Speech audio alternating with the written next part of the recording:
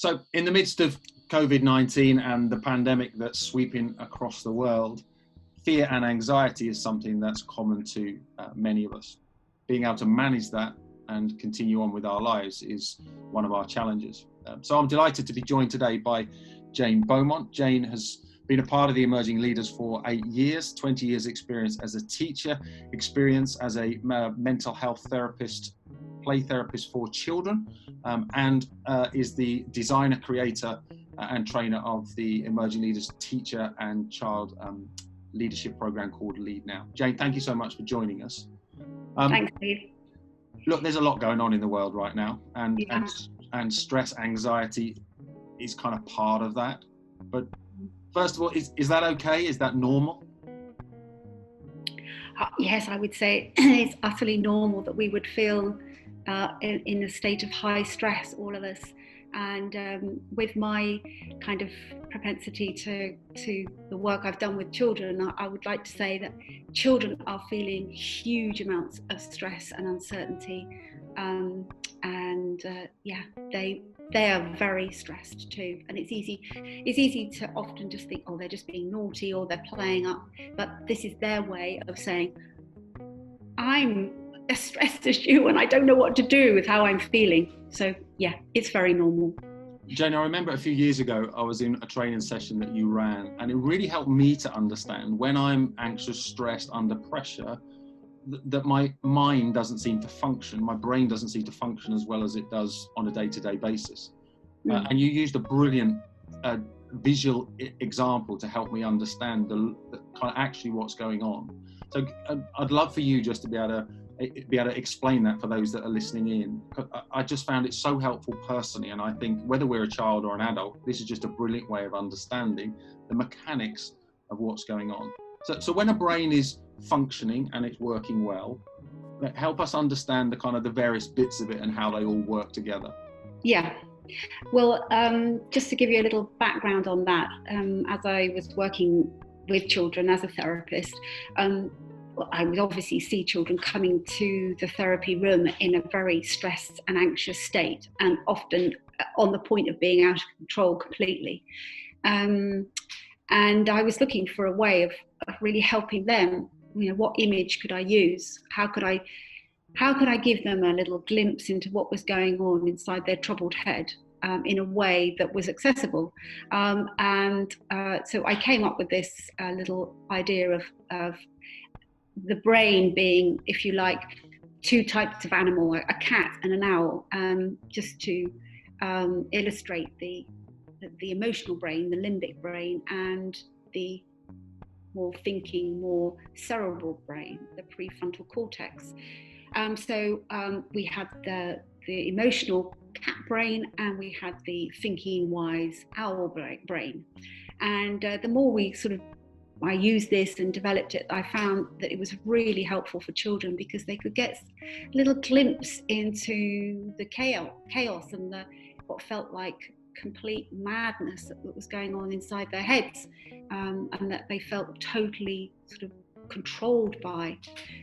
So what I would say to them is, look, you have emotions. We all have emotions, and those emotions are great. They give us clues as to how we're feeling. So whether you're angry or sad or perplexed or moody or miserable or elated, it's good. I mean, if you didn't express yourself at all, that would be equally troubling. So emotions are good, but just having emotions on their own can be dangerous because emotions are flighty. And so, I would get the children to imagine a cat, and how cats behave. 1 minute they're all around you, the next minute their hackles are up or they're darting away. So the emotional brain needs to have a partner and needs to have a friend. And I drew a cat for them, and I would put a little ladder between the cat and a picture of an owl. And I would tell them that these two need to work together. They're partners in crime. We need our emotions. They're great informing us of what's going on, but we also need to be modulated, if you like, by our thinking, our wise bit of thinking apparatus in our prefrontal cortex. And it's that bit that tells us, actually, hang on a minute, you're not in super danger. You're going to be all right. And can speak back to the over-dramatized cat brain, if you like. So these two work together, and that's what a healthy brain looks like. You've got the emotions, and you've got the wise bit of the thinking brain kind of informing one another. Okay, so that's when it's working well. Cat and owl living in perfect harmony. Yeah. What happens when stress and anxiety comes? Well, stress and anxiety are ways of our brain informing us as to what's going on. It's a way of our systems being on the lookout for our well-being. So, that's great. But if we get too much anxiety flooding in on a daily basis, and it's not managed well, we do get totally overwhelmed. And sometimes, it's triggered by other things, like, stress kind of almost layers on stress. We've got money problems, but we've also got relationship problems, and we've got things going on at work, and we're troubled about the children, and we've got a past that is saturated in difficult emotions. So when all this kind of layers up and we get very, very overwhelmed, basically we can't think straight. And we've all had examples of that and experience of that in our own life, where we just, we kind of lose it, and we can't think clearly.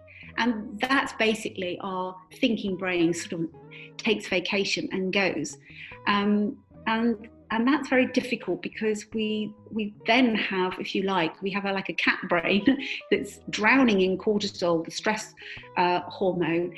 We're slightly on the edge of losing it, and we can't make decisions, because actually there's no thinking brain to actually draw on. So that's what happens when stress kind of makes us unwell with too much cortisol, and then we're kind of marooned, really, with this very frightened and scary sort of bunch of emotions.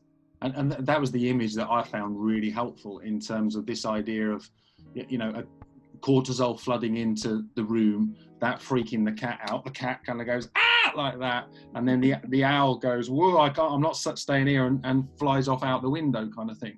Mm-hmm. And that kind of being able to picture and go, yeah, that's kind of what it feels like. Mm-hmm. So I guess my question is, when we have those moments and they come, and how do we woo the owl back? Because you talked about the importance of the owl and the cat being able to work together in harmony. How do we get the owl back when we're feeling anxious and stressed? And I guess that's the question we all ask ourselves when we're stressed, because when you're stressed, it's almost like you don't have any resources to draw on, do you? You just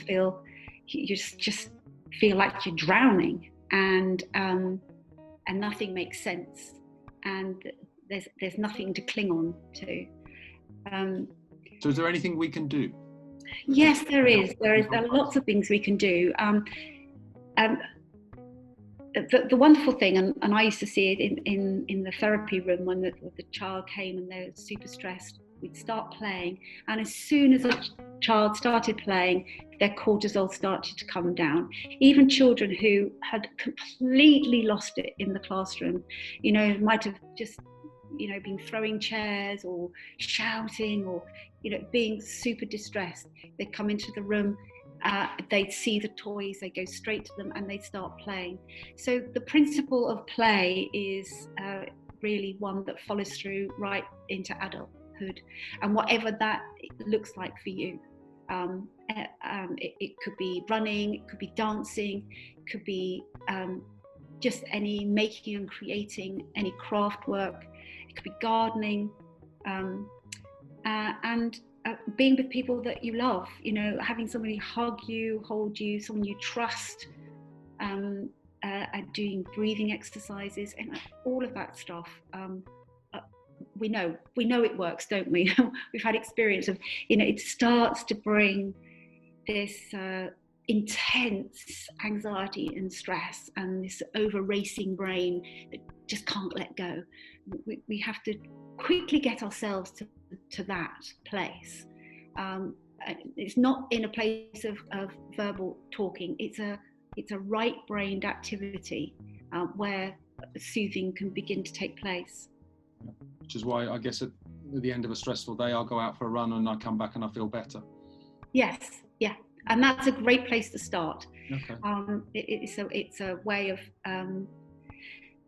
helping the body to kind of recalibrate, and often when you're doing a right-brained activity, in fact, when you're in a right-brained activity, because often you lose track of time. You're not looking at your watch. Sometimes you don't hear what people say. You don't really want to speak, and that's all the sorts of things that the brain needs to just calm down. Great. So we can calm the brain down. Is there anything else that we can do? Yes, we can. So though all the things I've talked about are very good for a panicky cat brain, because they instantly get effect. A more long-term thing is when you talk about wooing the owl back. One thing, well, there's many things actually we can do for the owl, but they're more long-term things, and they all kind of relate to, if you like, changing what's going on here, breaking attachment from fears that have been with us forever, and learning to think differently, learning to keep ourselves away from the things that torment us in our minds. So meditation, mindfulness, yoga, and those sorts of contemplative type practices, which are all designed to help you break attachment from the agitation of repetitive thoughts that keep troubling, that we just cling on to. So in those more mindful practices, we learn to spot them, identify them, and then move them to one side, say, no, I'm not going to think that. And that's a long-term practice, which then kind of you're rewiring the way you think and the way you respond.